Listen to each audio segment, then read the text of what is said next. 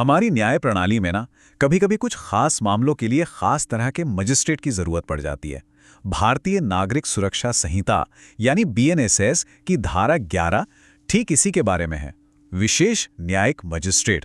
तो ये कौन होते हैं, इन्हें क्यों और कैसे चुना जाता है? चलिए इस दिलचस्प रोल के हर पहलू को बारीकी से समझते हैं।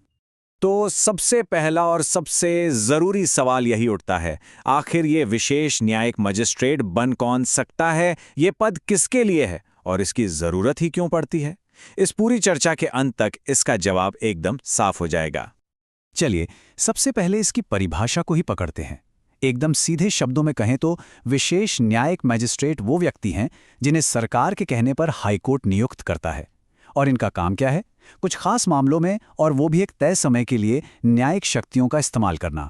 मतलब ये कोई परमानेंट पद नहीं है, बल्कि एक खास जरूरत को पूरा करने का तरीका है। ठीक है, तो अब जब हम ये जान गए हैं कि ये कौन हैं, तो जरा इस प्रोसेस की गहराई में उतरते हैं।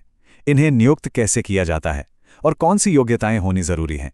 जैसा कि हम देखेंगे, ये एक बहुत ही सोची समझी और स्ट्रक्चर्ड प्रक्रिया है। ये प्रोसेस ना 2 स्टेप्स का है और ये शक्तियों के बंटवारे का एक बेहतरीन उदाहरण है। देखिए, सबसे पहले केंद्र या राज्य सरकार को जरूरत महसूस होती है। हो सकता है किसी खास तरह के केस बहुत ज्यादा बढ़ गए हों और वो हाईकोर्ट से अपॉइंटमेंट के लिए रिक्वेस्ट करते हैं। इसके बाद ये पूरी तरह से हाईकोर्ट का काम है कि वो न्यायिक शक्तियां दे और उस व्यक्ति को आधिकारिक तौर पर मजिस्ट्रेट नियुक्त करे। तो रिक्वेस्ट सरकार की, लेकिन आखिरी फैसला और शक्तियों का निर्णय न्यायपालिका का। अब यहाँ एक बहुत दिलचस्प बात है। ऐसा नहीं है कि ये पद किसी के लिए भी खुला है या सरकार किसी का भी नाम सुझा सकती है। नहीं, कानून ने इस भूमिका के लिए कुछ काफी सख्त क्राइटेरिया तय किए हैं।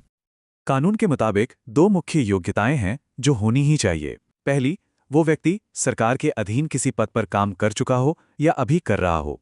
और दूसरी, और ये बहुत जरूरी है, उनके पास कानूनी मामलों में वो क्वालिफिकेशन या अनुभव हो जो हाईकोर्ट अपने नियमों में तय करता है। इसका सीधा सा मतलब है कि सिर्फ अनुभवी और योग्य लोग ही इस भूमिका के लिए चुने जा सकते हैं।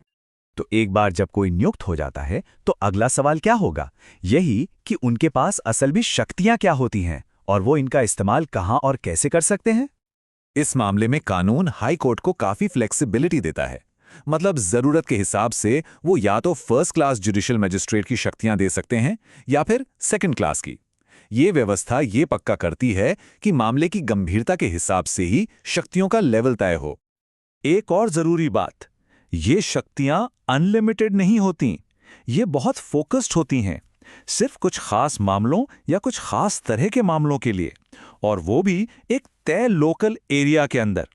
मतलब एक विशेष न्यायिक मजिस्ट्रेट सिर्फ उन्हीं केस को सुन सकता है जिनके लिए उसे अपॉइंट किया गया है, और सिर्फ उसी इलाके में। ये कोई जनरल पावर नहीं है। ठीक है, तो हमने नियुक्ति और शक्तियों को समझ लिया। अब आते हैं आखिरी मुख्य डिटेल पर। यह नियुक्ति कितने समय तक चलती है? क्या ये एक परमानेंट पोस्ट है? कानून इस बारे में बिल्कुल साफ है। एक बार में जो अधिकतम कार्यकाल हो सकता है वो है सिर्फ 1 साल। ये बात इस पद के अस्थायी होने पर जोर देती है।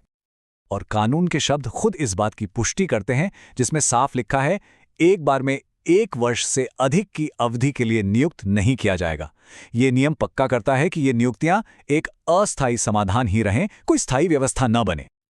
चलिए, अब तक हमने जो कुछ भी जाना है उसे फटाफट एक बार समेट लेते हैं ताकि सारी मुख्य बातें दिमाग में बैठ जाएं। ये टेबल धारा 11 का पूरा सार बता रही है। प्रोसेस सरकार की रिक्वेस्ट से शुरू होता है, लेकिन नियुक्ति का अधिकार हाईकोर्ट के पास है। उम्मीदवार को सरकारी और कानूनी दोनों अनुभव चाहिए।